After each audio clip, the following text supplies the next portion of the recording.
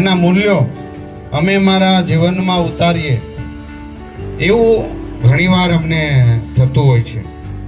સેવા એ આપણે કરેલું શ્રેષ્ઠ કર્મ, બેંક બેલેન્સ કહેવાય.